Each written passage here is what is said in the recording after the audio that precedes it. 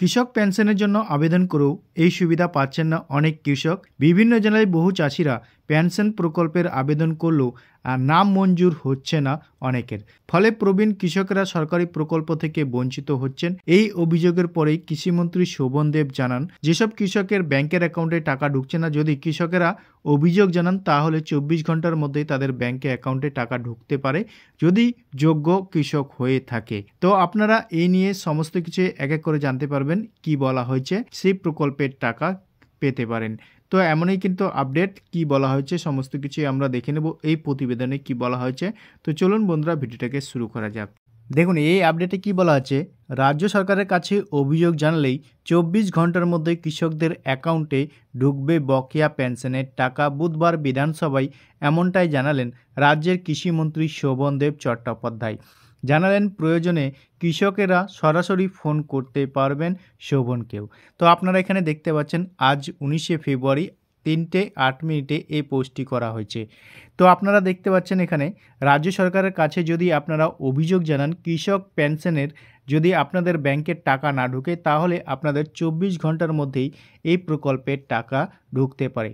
তো এই নিয়ে আর কি বলা হয়েছে দেখুন, এখানে বলা হচ্ছে বুধবার বিধানসভায় কৃষক পেনশন প্রকল্প নিয়ে নানান প্রশ্ন তোলেন বিধায়ক নরহরি মাহাতো।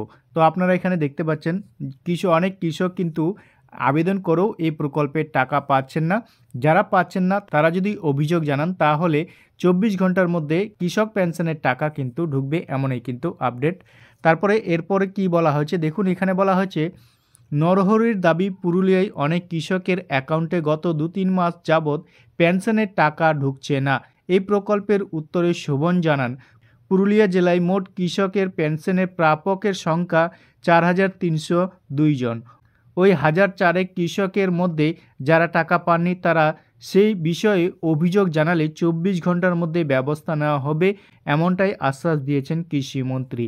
তো আপনারা এখানে দেখতে পাচ্ছেন যে কৃষকরা পেনশনের টাকা পাচ্ছেন না তারা যদি অভিযোগ জানান তাহলে 24 ঘন্টার মধ্যেই ব্যবস্থা নেওয়া হবে, এমনটাই কিন্তু আশ্বাস দেওয়া হয়েছে। তারপরে বলেছে বিধায়ক নরহরি আরও অভিযোগ, অনেক কৃষককে পেনশনের জন্য আবেদন করেও এই সুবিধা পাচ্ছেন না। বিভিন্ন জেলায় বহু চাষি পেনশন প্রকল্পের আবেদন করলেও অনেকের নাম অনুমোদিত হচ্ছে না, ফলে প্রবীণ কৃষকেরা সরকারি প্রকল্প থেকে বঞ্চিত হচ্ছেন। এই অভিযোগের পরে কৃষিমন্ত্রী শোভন জানান, গত 2024 সালে 31শে মার্চের সর্বশেষ পরিসংখ্যান অনুযায়ী রাজ্যের মোট কৃষি পেনশনের প্রাপকের সংখ্যা 70,772। শোভনের কথায় যেসব কৃষকের পেনশন আবেদন করেও পাচ্ছেন না তারা সরাসরি সরকারকে জানালে ব্যবস্থা নেবে।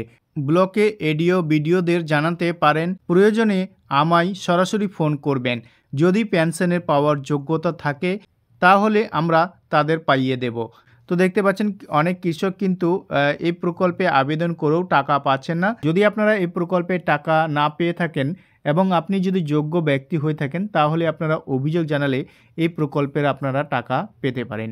তো এই নিয়ে আপনাদের মতামত কমেন্ট সেকশনে অবশ্যই কমেন্ট করে জানাবেন। ভিডিওটা যদি ভালো লাগে থাকে একটা লাইক করবেন, বন্ধুদের সাথে বেশি বেশি করে শেয়ার করবেন, আর এই ধরনের ভিডিওর আপডেট পেতে আমাদের চ্যানেলটিকে সাবস্ক্রাইব করে রাখবেন।